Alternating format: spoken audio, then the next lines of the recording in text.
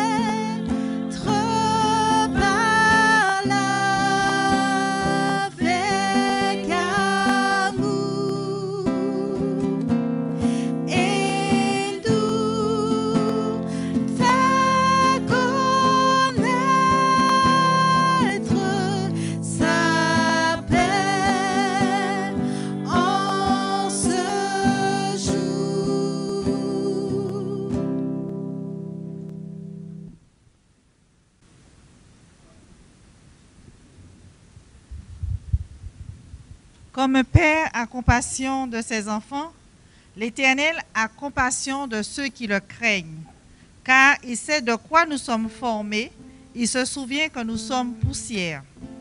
Bénissez l'Éternel, vous tous ses armées, qui êtes ses serviteurs et qui faites sa volonté.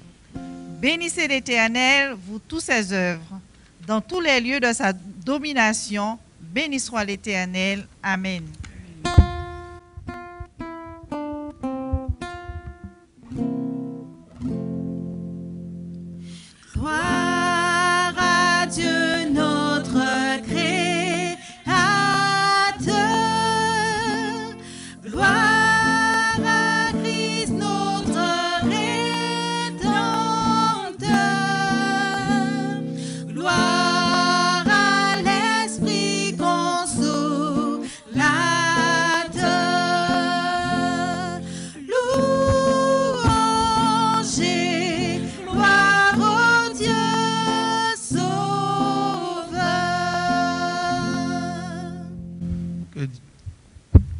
Que Dieu le Père, Dieu le Fils et Dieu le Saint-Esprit nous agrée de ce présent, ce lieu, afin d'agréer ce culte. Que toute la gloire te revient au nom de Jésus. Amen. Amen.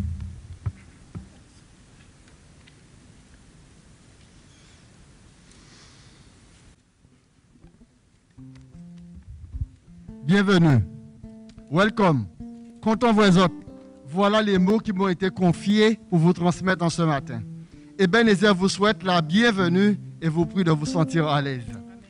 Alors nous allons prendre nos cantiques et ensemble nous chanterons au numéro 201 de notre hymne.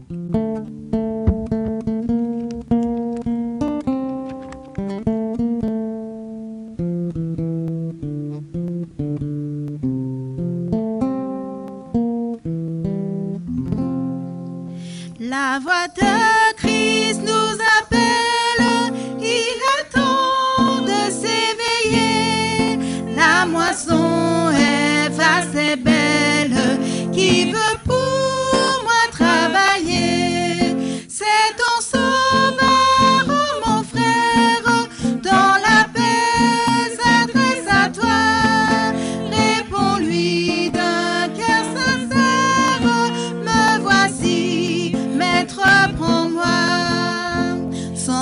franchir les mers brillantes, tu peux annoncer Jésus, que d'âme insouciante, de cœur souffrant et perdu.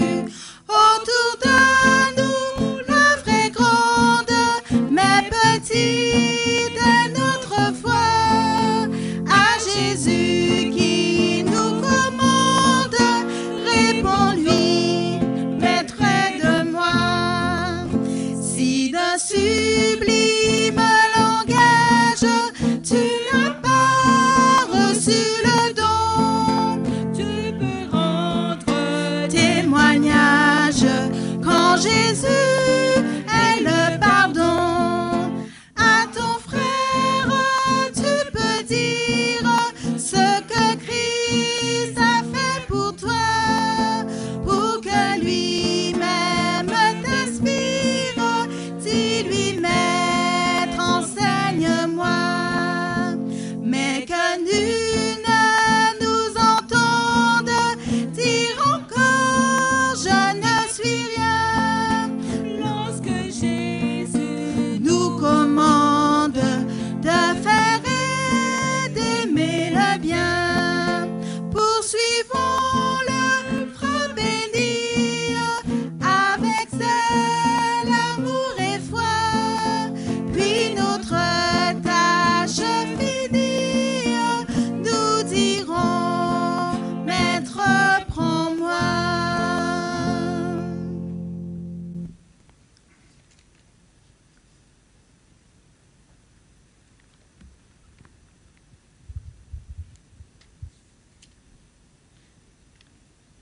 Le texte approprié pour ce midi.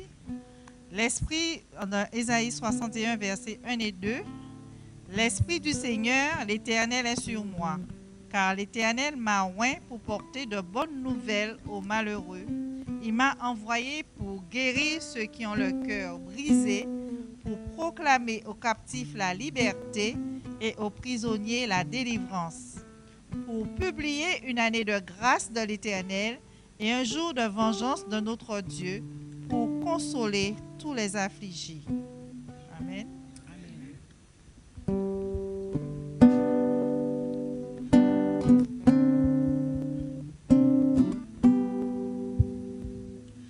Je pose à tes pieds Mes fardeaux devant toi je dépose tous mes soucis, et chaque fois que je ne sais pas me diriger, je dépose à tes pieds mes fardeaux. Je vous invite à vous agenouiller pour la prière.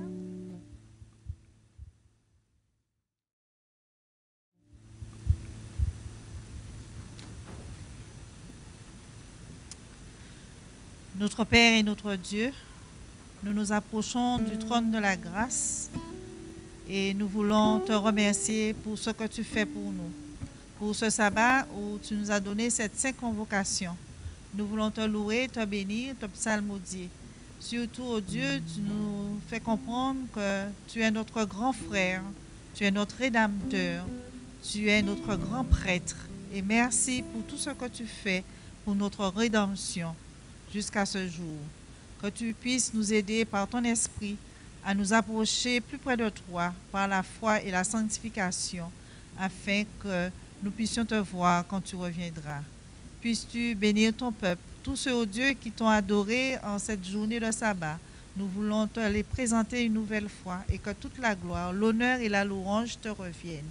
Merci pour tout ce que tu fais, pour nos bénédictions que nous avons reçues, ton Père. Puisses-tu les bénir. Nous avons travaillé, nous portons en retour tout ce que tu nous demandes, les dîmes et les offrandes. Que tu puisses les bénir et, oh Dieu, que cet argent puisse, oh Dieu, faire le travail qu'il faut afin que dans la mission, nous puissions porter du fruit et que toute la gloire et la louange te reviennent.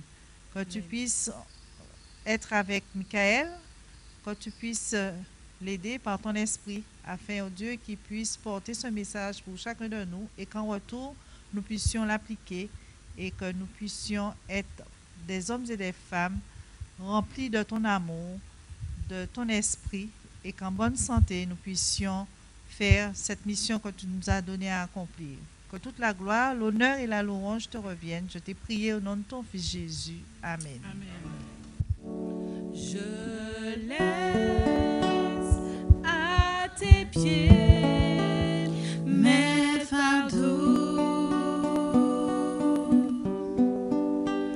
Devant toi je dépose tous mes soucis. Et chaque fois que je ne sais pas me diriger, j'abandonne à tes pieds mes fardeaux.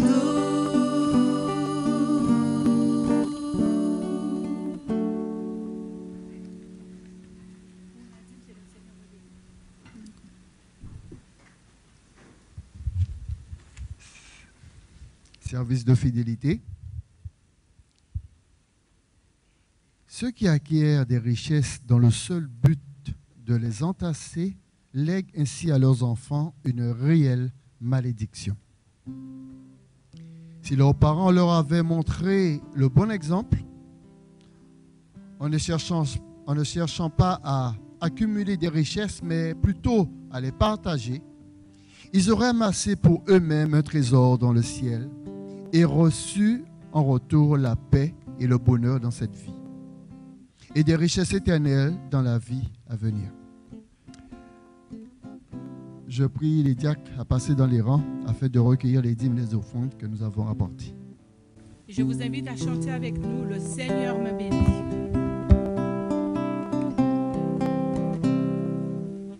Le Seigneur me bénit maintenant. Le Seigneur me bénit maintenant.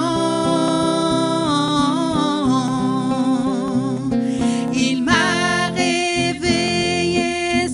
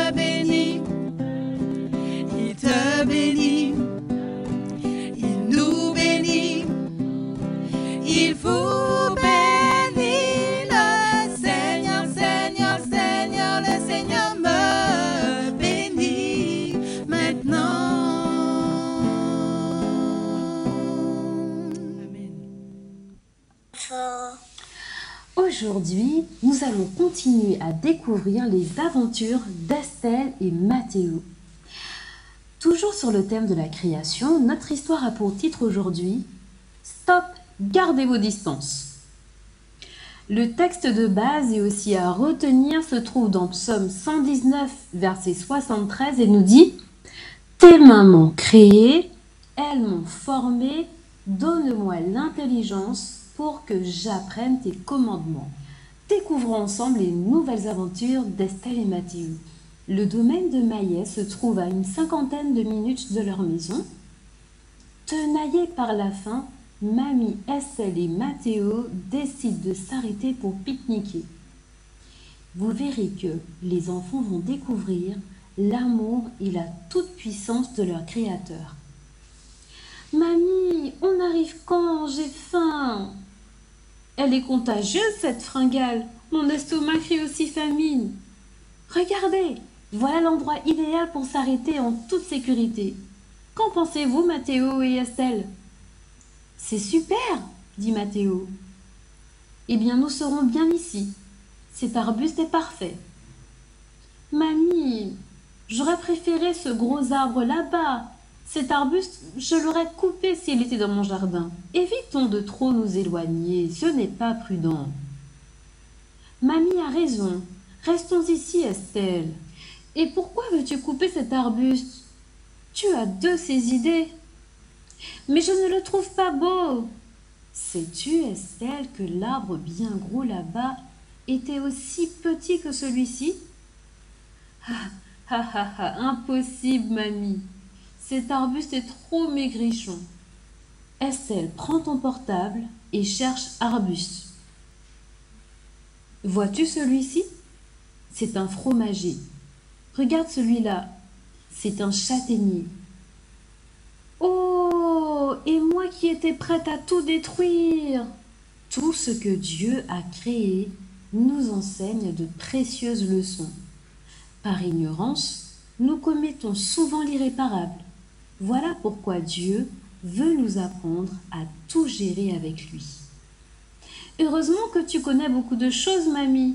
Tu connais même les choses qui n'existent plus. Vous en connaîtrez aussi beaucoup en observant la nature. C'est le 2e livre de Dieu. Comment ça, mamie? Vous découvrirez que dans la nature, tout a son utilité et sa raison d'être, même les ronces et les épines. Ah non, mamie! Oui, ma chérie, les ronces et les épines sont utiles. Elles forment une protection efficace pour les nids dans lesquels les oiseaux installent leurs œufs. Et puis, les aiguillons acérés tiennent éloignés les prédateurs, les chats, les rapaces et tout autre gourmand. Certains fruits sont protégés grâce à ces lianes piquantes. La fraise des bois, par exemple. Mamie, à la montagne Pelée en Martinique, les fraises des bois sont entourées de broussailles. En plus, elles contiennent plus de vitamine C que les oranges. Trop bonnes les fraises! Les fruits aussi minuscules que les fraises des bois sont une source de bienfaits. Et à seul qui veut tout couper. Les arbres, eux, sont indispensables à la vie. J'utiliserai le portable plus souvent pour apprendre des choses utiles, mamie. Bonne résolution. L'attitude que nous avons envers notre environnement est la même que nous aurons envers nos semblables. Certains nous jugent d'après notre apparence, allant jusqu'à nous exclure parfois. Pourtant, nous sommes tous des créatures merveilleuses et intelligentes. Oui, Mathéo, vous êtes voulu par Dieu, notre Créateur. Personne ne doit vous mépriser et profiter de vous parce que vous êtes soit jeune, petit, ou maigre, gros, beau, pauvre ou inexpérimenté, peu importe. Personne ne doit profiter de vous. Dieu nous protège comme la fraise des bois, mamie? Oui, le plan de Dieu est que tous les parents et tous les adultes acceptent de gérer leur vie avec lui, afin que tous les enfants et les jeunes vivent protégés en toute sécurité. Dieu veut aussi, chers enfants, que vous acceptiez dès maintenant de tout gérer avec lui. Le voulez-vous? Prions ensemble. Tendre Père, merci pour ton amour et merci parce que tu souhaites gérer avec nous ce que tu mets à notre disposition. Aide-nous dans ce sens, au nom de Jésus. Amen. Merci pour votre écoute, chers enfants. À bientôt pour de nouvelles aventures d'Estelle et Mathéo. La bataille en enfant. C'est l'heure de bouger. C'est l'heure de bouger. Parce qu'à votre porte, Jésus frappe. Je vous invite à vous tenir debout et ensemble nous chanterons au numéro 234. Jésus frappe à votre porte. Mettons-nous debout. Jésus frappe à votre porte. Ouvrez-lui. C'est le ciel qu'il vous apporte. Ouvrez-lui. Il veut prendre place. Ouvrez avant qu'il se lasse. Le temps presse, le temps passe. Ouvrez-lui. Ouvrez, c'est lui qui pardonne. Ouvrez-lui. Acceptez ce qu'il vous donne. Ouvrez-lui. Ses promesses sont certaines. Sa main va briser vos chaînes. Bientôt finiront vos peines. Ouvrez-lui. Seul il ôte les souillures. Ouvrez-lui. Seul il bande les blessures. Ouvrez-lui. Si Satan vient vous surprendre, seul il pourra vous défendre et sous son aile vous prendre. Ouvrez-lui. Écoutez l'appel si tendre.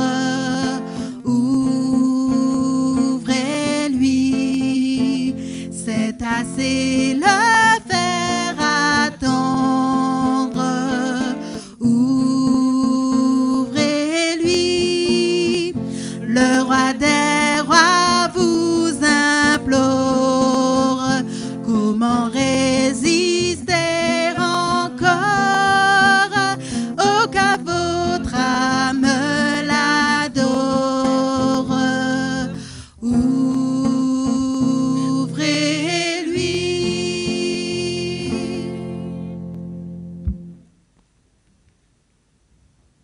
Bonjour.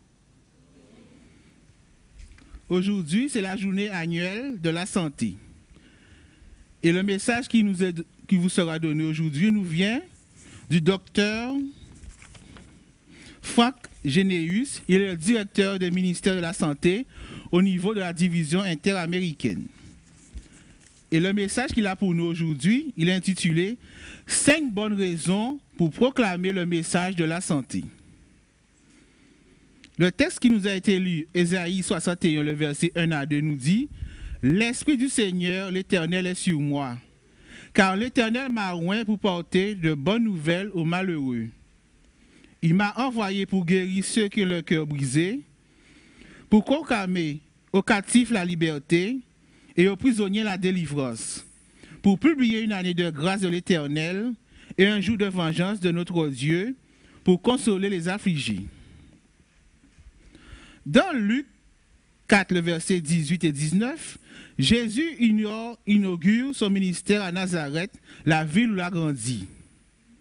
Avec ce passage, ce faisant, Il place le message d'Ésaïe au centre de son ministère. Également au verset 21, il déclare, Jésus, aujourd'hui c'est cette parole de l'Écriture que vous venez d'entendre est accomplie. Il a dit à ses contemporains qu'il est venu sur terre pour exercer un ministère de bonnes nouvelles, de guérison, de liberté et de délivrance. Le message de Jésus et le message de la santé que nous proclamons sont un seul et même message.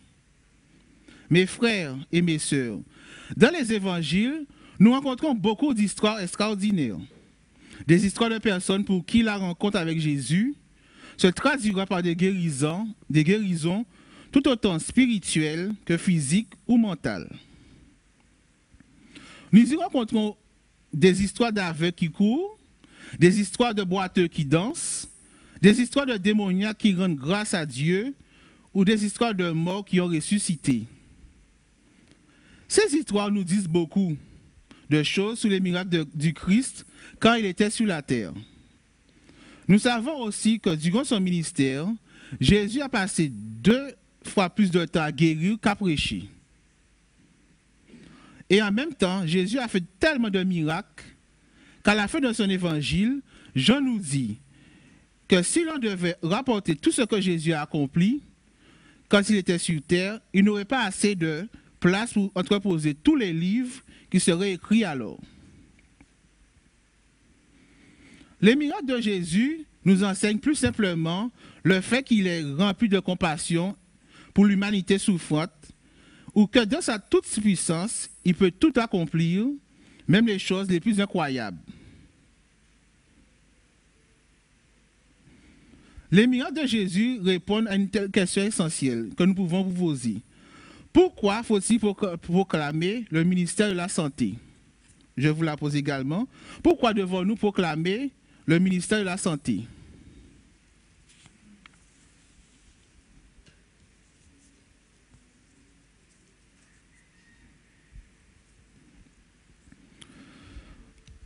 Le docteur Génus nous dit, durant mon ministère comme médecin missionnaire et comme éducateur de santé, j'ai partagé dans plusieurs pays le fait qu'il y ait de nombreuses bonnes raisons pour embraser le ministère de santé de Jésus. Aujourd'hui, nous allons parler de 5 de ces bonnes raisons. La première bonne raison pour exercer le ministère de santé de Jésus-Christ et de proclamer son message se trouve dans le texte d'Ésaïe que nous avons lu au début.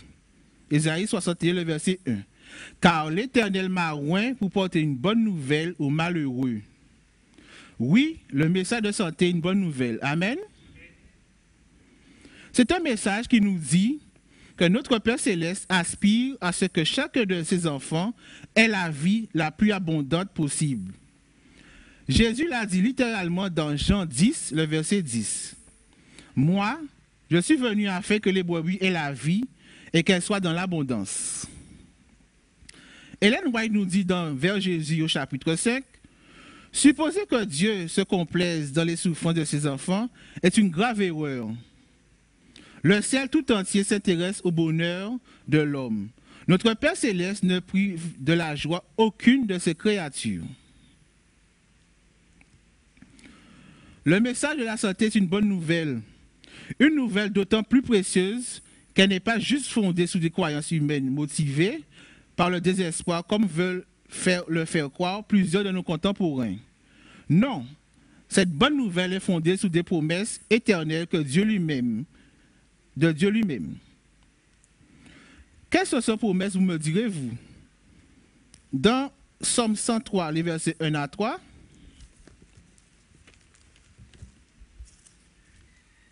Psaume 103, verset 1 à 3. Bénis l'Éternel mon âme, que tout ce qui est en moi bénisse son saint nom. Bénis l'Éternel mon âme et n'oublie aucun de ses bienfaits. C'est lui qui pardonne toutes tes fautes et qui guérit toutes tes maladies. Également dans Matthieu 9, le verset 35. Matthieu 9, verset 35.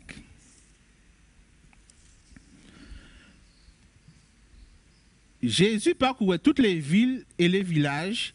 Il enseignait dans les synagogues, proclamait la bonne nouvelle du royaume et guérissait toute maladie et toute infirmité.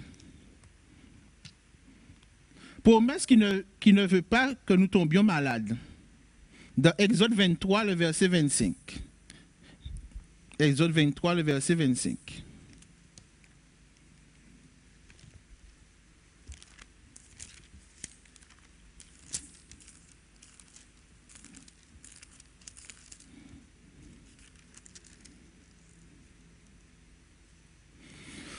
Vous servirez l'Éternel, votre Dieu, et il bénira votre pain et votre eau. J'éloignerai la maladie du milieu de toi. Amen. Également des promesses de longévité, dans Somme 3, le verset 5, et une promesse également de vie éternelle dans la santé totale, dans Apocalypse 21, les versets 1 à 4. Apocalypse 21, versets 1 à 4.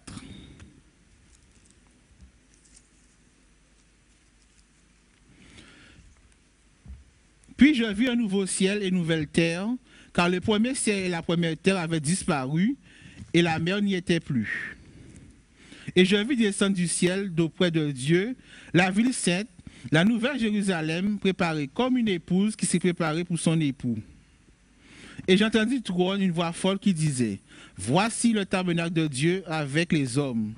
Il habitera avec eux, et ils seront son peuple, et Dieu lui-même sera avec eux. Il essuiera toutes larmes de leurs yeux, et la mort ne sera plus. Il n'y aura plus ni deuil, ni cri, ni douleur, car les premières choses auront disparu. » Lisons également Apocalypse 22, les versets 1 et 2. Apocalypse 22, versets 1 et 2. Et il me montrera un fleuve d'eau de la vie, limpide comme du cristal, qui sortait du trône de Dieu et de l'agneau. Au milieu de la place de la ville et sur les deux bords du fleuve, il y avait un arbre de vie, produisant 12 fois des fruits, rendant son fruit chaque mois, et dont les feuillages servaient à la guérison des nations. Amen. Les promesses de Dieu sont certaines et véritables. Avec le message de santé, nous pouvons dire haut et fort que Dieu veut que nous ayons une vie abondante, que Dieu ne veut pas que nous tombions malades, qu'il nous promet une vie longue et qu'il nous prépare un monde sans souffrance, sans maladie, sans douleur et même sans la mort. Amen. Première raison pour proclamer le message de santé, la santé est une bonne nouvelle. Nous allons découvrir 4 raisons dans l'histoire biblique qui nous est rapportée d'abord dans qui nous est rapportée dans Matthieu 9, dans Marc chapitre 5 et dans Luc chapitre 8. L'histoire commence par Jésus L'histoire commence par Jésus qui vient d'accomplir l'un de ses miracles les plus spectaculaires. Il a guéri le terrifiant démoniaque gadaréen. Après la scène du démoniaque, Marc au chapitre 5 nous raconte avec beaucoup de détails 2 histoires de guérison qui sont tellement s'entremêlées et entre compétition que même les apôtres qui étaient avec Jésus ont pensé que celui-ci était dépassé par les événements. Car entre-temps, une jeune fille allait mourir dans l'histoire. Lisons ensemble Marc 5, les versets 22 à 36. Quelqu'un veut-il, ou 2 personnes dans l'assemblée pour lire, s'il vous plaît? Marc 5, les versets 22 à 36.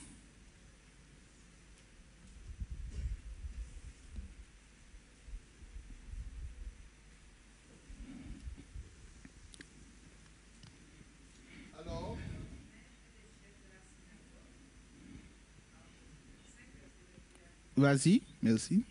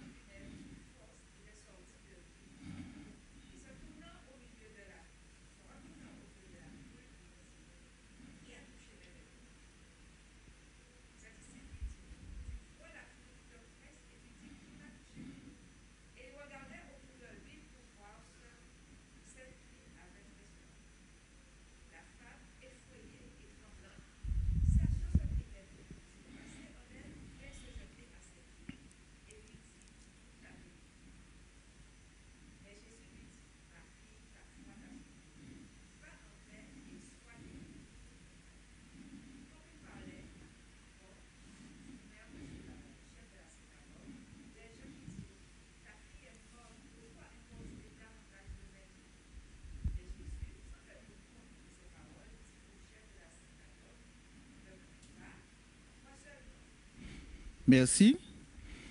Avant de continuer, je vais vous inviter à prendre vos emails orange au numéro 300. Au numéro 300.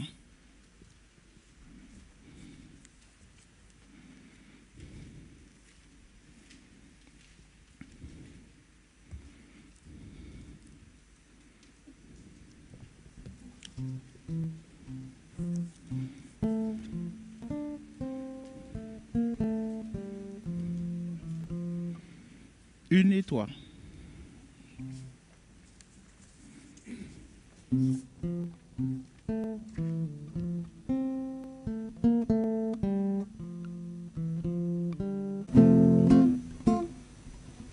Vaillant soldat de Jésus-Christ de cœur, toujours joyeux, toujours contrit, par la vertu de son esprit, marchons avec persévérance, par la foi, sans trêve et sans effroi.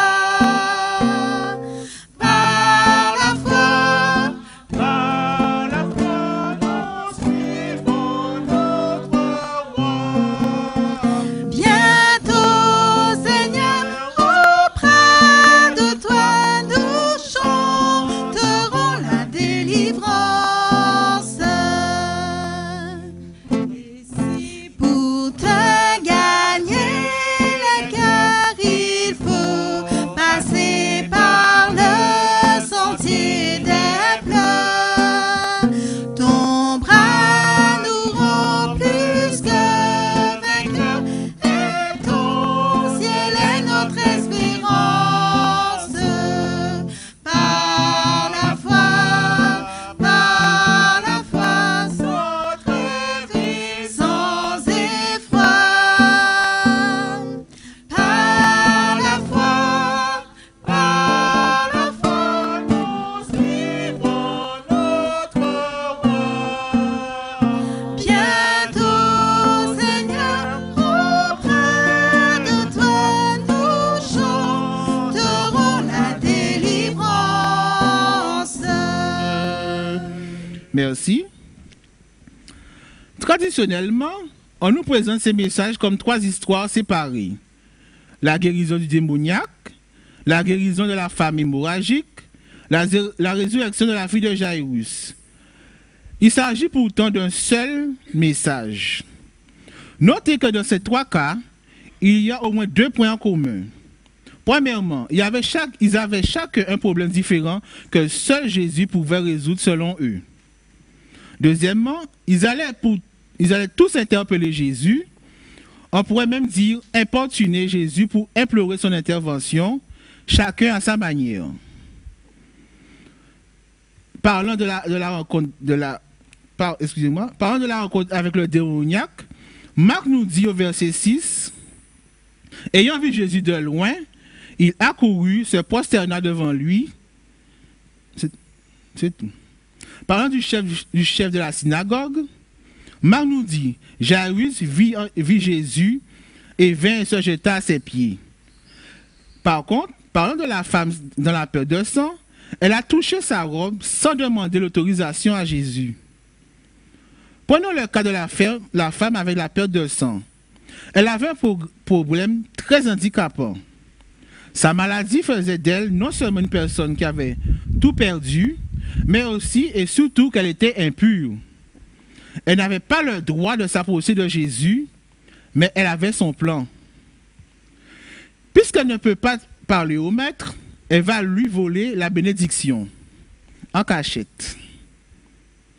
Marc nous donne beaucoup de détails sur son plan. Ayant pris sa décision, elle se faufila dans la foule et exécute son plan.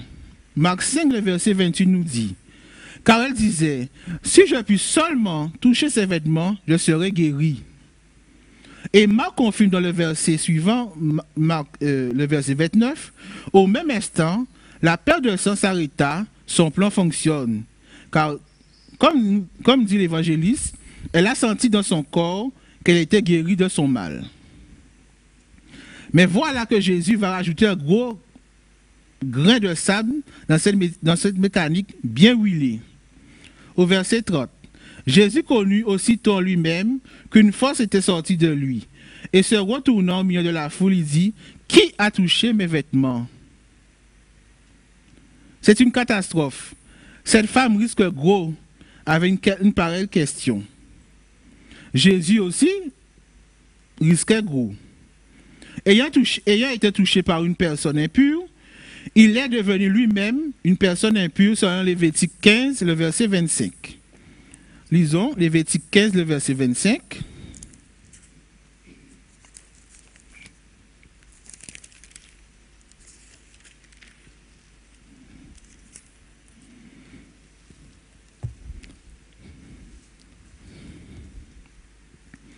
La femme qui aura un flux de sang pendant plusieurs jours hors de ses époques régulières, ou dont le flux durera plus qu'à l'ordinaire, sera impure tout le temps de son flux, comme au temps de son indisposition menstruelle.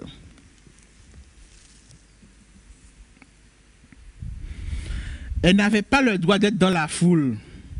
Elle a encore moins le droit de toucher un homme pendant le temps de son hémorragie. Mais pourquoi donc Jésus a jugé nécessaire de révéler ce secret, le secret de la femme? Pourquoi vous pensez que Jésus a jugé nécessaire de révéler ce secret de la femme?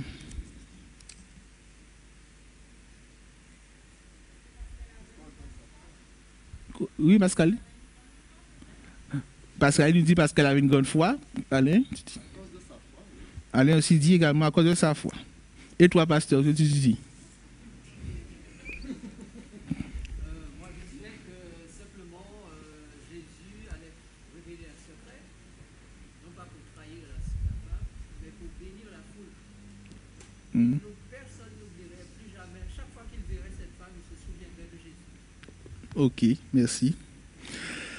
La réponse à cette question nous donne les 4 autres bonnes raisons pour lesquelles nous devons proclamer le ministère de la santé et de guérison du Christ. Dans cette histoire, nous apprenons que la santé et la guérison selon Jésus sont plus extraordinaires que ce que nous pensons. D'abord, la guérison selon Jésus-Christ est holistique, c'est-à-dire totale. Le démoniaque avait un problème spirituel qui a rejailli sur son bien-être mental, physique et social. La femme avait un problème physique qui a réagi sur sa vie sociale et mentale. Jairus doutait, mais en étant un chef de la synagogue, il se questionnait sur la capacité de Jésus à guérir sa fille. Tant le démoniaque que la fille ou Jairus, ils espéraient tous une guérison à sens unique. Une guérison d'une seule dimension de leur être. Mais Jésus leur a donné la guérison totale. Une guérison qui est tout autant physique que mentale, sociale et spirituelle. Il a dit au démoniaque, va témoigner de Dieu auprès de ta famille. Il a dit à la femme, va, ta foi t'a sauvé. Et il a dit à Jairus, ne crains pas, crois seulement.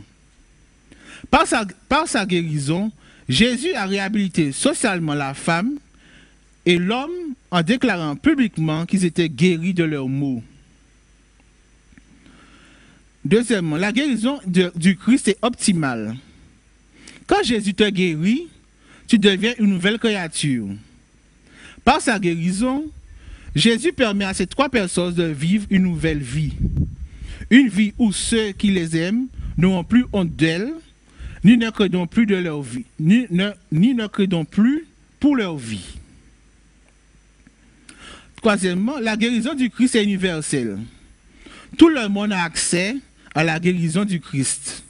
Quand tu sois un homme fini, mis au bien de la société, vivant dans les poubelles du monde, enchaîné dans tes mauvaises habitudes, considéré comme un déchet de l'humanité, Jésus peut te guérir. Amen.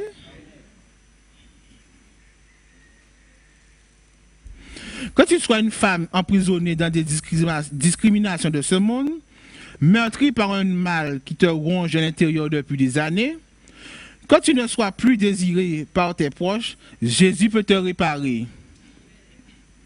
Quand tu sois un croyant à la foi chancelante, tourmenté par l'inconsistance de ta confiance en Dieu, quand tu sois constamment en situation de dissonance cognitive avec ta vie spirituelle, c'est-à-dire que tu fais une chose quand ta conscience te dit autre chose, Jésus peut te réconcilier avec son Père. Amen. Quand tu sois une jeune fille sous son lit de mort, Jésus peut te guérir. La guérison de Jésus n'a pas de frontières. Elle ne fait pas la différence entre ceux qui ont un nom et d'autres qui n'en ont pas. Entre ceux qui sont dans un certain sexe et ceux qui ne l'ont pas. Entre telle religion et une autre. Entre telle race et une autre. Entre adultes ou enfants. La guérison du Christ est pour tous, partout et en tout temps. Amen. La guérison de Christ est transformatrice. Elle nous transforme de l'intérieur et dans la mesure que nous devenons un agent de transformation à l'extérieur. Une fois guéris, ces 3 personnes sont complètement transformées.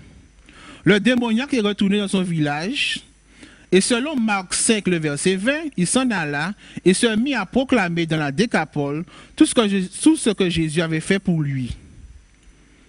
Et tous furent dans l'étonnement. Il va sans dire que la femme Jairus et sa fille n'ont plus été les mêmes personnes après leur guérison. Dieu nous aime tellement qu'il a donné son Fils bien-aimé pour que personne ne soit privé d'une vie abondante et d'un bien-être durable.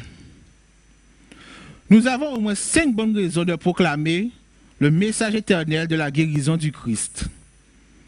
La santé est une bonne nouvelle. La guérison selon Christ est holistique. La guérison du Christ est optimale. La guérison du Christ est universelle. La guérison du Christ est transformatrice. Frères et sœurs, nous pouvons transformer notre monde avec le message de santé. Mais il y a bien plus que nous pouvons dire. Le message de santé est aussi un commandement du Christ. Quand il proclame dans la grande commission, allez par tout le monde et prêchez la bonne nouvelle de la création.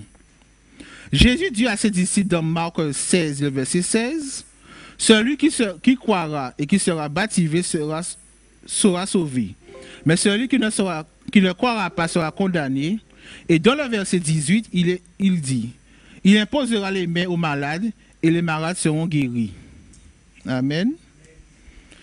Pour terminer, nous sommes les messagers du Christ. Nous sommes les missionnaires qui s'est choisis pour proclamer le message de santé, de la guérison et de la vie à travers le monde. C'est un grand privilège pour de simples pécheurs comme vous et moi. Et la récompense, c'est la guérison pour nos âmes et la vie éternelle auprès de Dieu. Que Dieu nous bénisse. Amen. Pour terminer, je vous invite à prendre vos hymnes et l'orange au 351. Mettez-vous debout, s'il vous plaît. Le 351.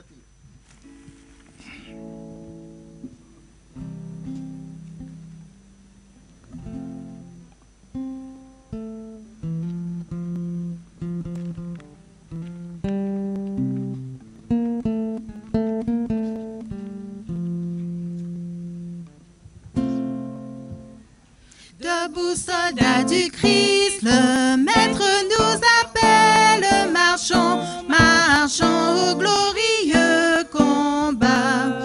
Car dans nos rangs, l'esprit se renouvelle, le feu sacré d'un cœur, le feu sacré d'un cœur, le feu sacré d'un cœur qui sur sa cause bat, trop longtemps désunis, affaibli par le doute.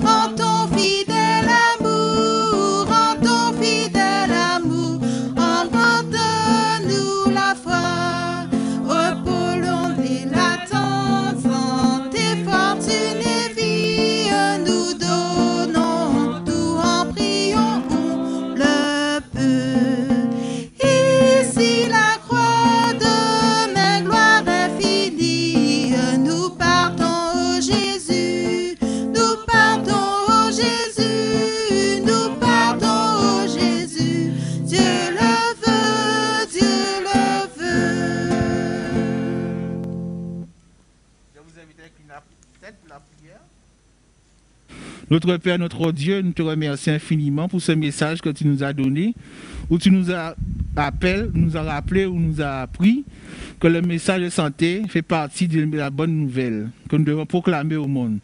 Que ton Esprit Saint nous aide à mettre ces enseignements pratiques et que nous puissions être de bons et de fidèles serviteurs et proclamer ce message de santé qui sera le bien pour nous, mais aussi pour ceux et celles qui sont à l'extérieur. Que ton Saint-Esprit nous assiste pour accomplir cette mission. Maintenant, nous allons nous séparer, que tes anges nous protègent sur le chemin du retour pour nous permettre d'arriver en bien chez nous. Que toute la gloire te revienne. Te demandons toutes ces grâces au nom de Jésus, par le mérite de son sang et pour ta gloire. Amen.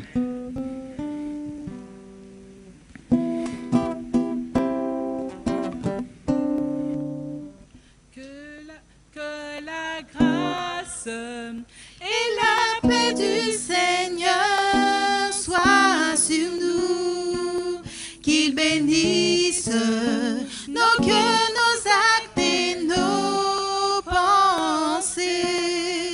À lui seul soit la gloire, la puissance et l'honneur, aujourd'hui et à jamais. Que l'Éternel fasse luire sa face sur nous.